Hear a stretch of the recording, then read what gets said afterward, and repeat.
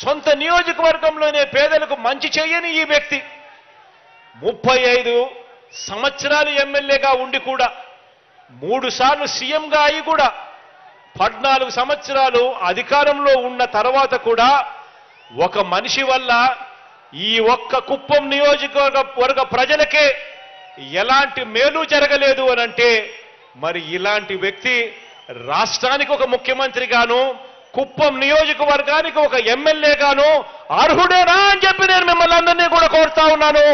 ఆలోచన చేయమని కోరుతా ఉన్నాను మిమ్మల్ని అందరినీ కూడా. బాబు ఎలాంటి వాడో, చంద్రబాబు నాయుడు గారు ఎలాంటి వాడో తెలుసుకున్నా, ఈ మనిషి ఎలాంటి వాడో తెలుసుకున్నా చంద్రగిరి ప్రజలు మీకు ఎమ్మెల్యేగా కాకమునుపు ఇదే పెద్ద మనిషి చంద్రబాబు నాయుడు గారు చంద్రగిరిలో ఎమ్మెల్యే, అక్కడ తన సొంత ఊరు, అది తన సొంత నియోజకవర్గం. అక్కడ మొదటిసారిగా ఆయన ఎమ్మెల్యే అయ్యాడు. ఎమ్మెల్యే అయిన తర్వాత మంత్రిగా కూడా పనిచేశాడు. 5 సంవత్సరాలు ఆయన మంత్రిగా కూడా పనిచేసిన తర్వాత మంత్రిగా ఉంటూ తాను పోటీ చేస్తే 1983లోనే చంద్రగిరిలో మంత్రిగా ఉంటూ పోటీ చేస్తే 1983లో అదే చంద్రగిరిలో ఏకంగా 17,000తో ఓడగొట్టారు అక్కడ ప్రజలు చంద్రబాబు నాయుడు గారిని. ఆ తర్వాత ఈ పెద్ద మనిషి బీసీలు ఎక్కువగా ఉన్న ఈ చోట, పేదవాళ్ళు ఎక్కువగా ఉన్న ఈ చోట తన దళబలం చూపిస్తూ ఈ నియోజకవర్గానికి వచ్చి బీసీల సీటు కబ్జా చేసి 35 సంవత్సరాలుగా ఈ మనిషి ఇక్కడ రాజ్యం వెళ్తా ఉన్నాడు. ఆలోచన చేయమని అడుగుతా ఉన్నా. ఇదే పెద్ద మనిషి చంద్రబాబు నాయుడు గారు మీకు 35 సంవత్సరాలు ఎమ్మెల్యేగా పనిచేశాడు. ఇదే కుప్పంలో ఆయన కనీసం ఒక ఇల్లన్నా కట్టుకున్నాడా అని ఆలోచన చేయమని అడుగుతా ఉన్నా. మీతో పని కావాలి ఆయన ఎమ్మెల్యేగా గెలవడం కోసం, కానీ ఇక్కడ ప్రజలకు మంచి చేయాలి, ఇక్కడ ఇదే కుప్పంలో ఉండాలి, ఇల్లు కట్టుకొని ఇక్కడ ప్రజలకు తోడుగా ఉండాలి అన్న ఆలోచన 35 సంవత్సరాలుగా ఎమ్మెల్యేగా ఉన్న ఈ చంద్రబాబుకు ఏ రోజు రాలేదు అనంటే ఈ మనిషి మీ మీద చూపిస్తా ఉన్న ప్రేమ ఎలాంటిదో అర్థం చేసుకోండి, ఆలోచన చేయండి అని మీ అందరితో కూడా కోరుతా ఉన్నా. ఈరోజు కుప్పం ప్రజలు చంద్రబాబు గారికి ఈ 35 సంవత్సరాలుగా చాలా ఇచ్చారు. కానీ కుప్పానికి బాబు ఏమిచ్చాడు? ఈ నియోజకవర్గంలో ప్రతి ఒక్కరూ కూడా ఆయన్ను నిలదీయాల్సిన అవసరం ఉంది, ఆలోచన చేయాల్సిన అవసరం ఉంది. తన సొంత నియోజకవర్గానికే 35 సంవత్సరాలుగా మంచి చేయని ఈ మనిషి 75 సంవత్సరాల వయసు వచ్చిన తర్వాత మరో 4తో పొత్తు పెట్టుకొని ఎన్నికల్లోకి ఈరోజు దిగుతా ఉన్నాడు. ఆలోచన చేయమని అడుగుతా ఉన్నా. ఈ మనిషి 75 సంవత్సరాల వయసు ఈ మనిషికి, 35 సంవత్సరాలుగా ఇక్కడ ఎమ్మెల్యేగా పనిచేశాడు, 14 సంవత్సరాలు ముఖ్యమంత్రిగా కూడా పనిచేశాడు, 3 సార్లు ముఖ్యమంత్రి అయ్యాడు. ఇలాంటి ఈ మనిషి ఏ పేదవాడికి మంచి చేసింది లేదు, ఏ ఇంటికి మంచి చేసింది లేదు, ఏ ప్రాంతానికి మంచి చేసింది లేదు. ఈ మనిషి ఇవాళ మరో 4తో పొత్తు పెట్టుకొని ఎన్నికల్లో పోటీకి దిగాడు. మంచి చేసి ఉంటే పొత్తులు ఎందుకు అని మనం అడిగితే మాట్లాడడు. మీ పేరు చెబితే గుర్తుకొచ్చే ఒక్క మంచి అయినా ఉందా, గుర్తుకొచ్చే ఒక్క స్కీమ్ అయినా ఉందా అని చెప్పి మనం అడిగితే మాట్లాడడు.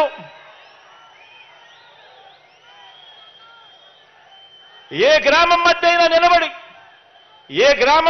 నిలబడి ఈ గ్రామంలో నా మార్కు ఫలానా మంచి చేశాను అని చెప్పగలడా అంటే అది మాట్లాడడు. సామాజిక వర్గాలకు మీరు చేసిన మంచేమిటి, సామాజిక వర్గాలకు మీరు చేసిన న్యాయమేమిటి అని అడిగితే చివరికి కుప్పంలో కూడా బీసీలు అత్యధికంగా ఉన్న ఈ ప్రాంతంలో కూడా కనీసం అక్కడ కూడా బీసీ ఎమ్మెల్యేలు మీరు పెట్టని పరిస్థితి కనిపిస్తా ఉంటే సామాజిక న్యాయం, సామాజిక మంచి మీరు ఎక్కడ చేశారయ్యా అని అడిగితే అది మాట్లాడాడు. పేద ఇంటికి వెళ్దాం, తలుపు తట్టి ఆ ప్రతి పేద ఇంట్లోనూ అడుగుదాం. 14 ఏళ్ళు సీఎంగా ఉండి మీరు చేసిన మంచి ఏమిటో, ఆ ఇంటికి కనీసం ₹1 అయినా మీరు ఇచ్చారా అని చెప్పి అడుగుదామని చెప్పి చంద్రబాబు నాయుడు గారిని గట్టిగా నిలదీస్తే అది మాట్లాడాడు. మరి ఏం మాట్లాడతాడంటే పొత్తుల గురించి మాట్లాడతాడు. ఎవరితో మాట్లాడతాడు అనంటే దత్తపుత్రుడితో మాట్లాడతాడు. ఏ విషయం మాట్లాడతాడు అనంటే తలుపులు బిగించుకొని ప్యాకేజీ ఎంత అని ప్యాకేజీ గురించి మాట్లాడతాడు.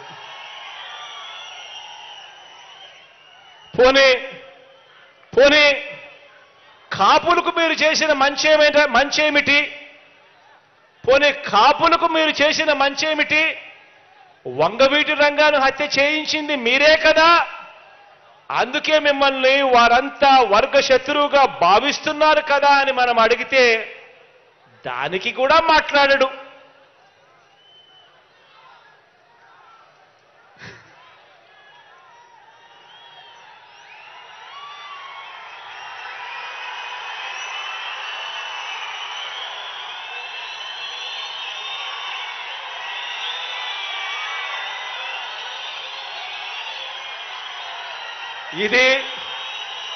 ఇది బాబు మార్క్ రాజకీయం, చంద్రబాబు మార్క్ రాజకీయం. ఇది చంద్రబాబు మార్క్ రాజకీయం అంటే వంచన, మోసం, కుట్ర, వెన్నుపోటు. కుప్పం ప్రజలకు కూడా మంచి చేశానని చెప్పే పరిస్థితి లేకపోవటం బాబు మార్కు రాజకీయం అయితే, కుప్పంలో గత ఎన్నికల్లో కుప్పం ప్రజలకు కూడా పలానా మంచి చేశాను అని చెప్పుకోలేకపోవడం బాబు మార్కు రాజకీయం అయితే, కుప్పంలో గత ఎన్నికల్లో బాబు మీద గెలవలేకపోయినా కూడా మీలో ఒకరిని బలహీన వర్గాల ప్రతినిధిగా భరత్ను ఎమ్మెల్సీగా చేసి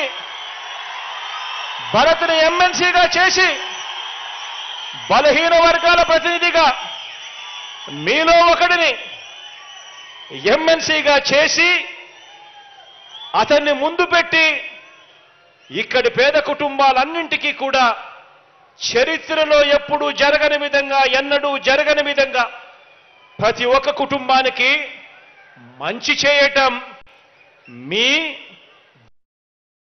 అని చెప్పి కూడా చెప్పడానికి గర్వపడతా ఉన్నా.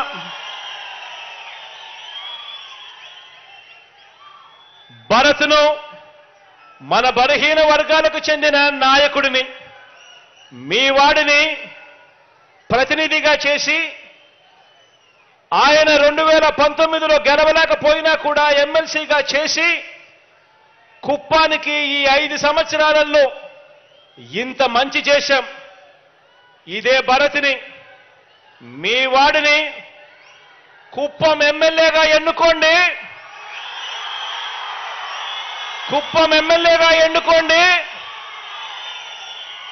నా కేబినెట్ లో మంత్రిగా స్థానం ఇస్తాను, నా గుండెల్లో పెట్టుకుంటాను.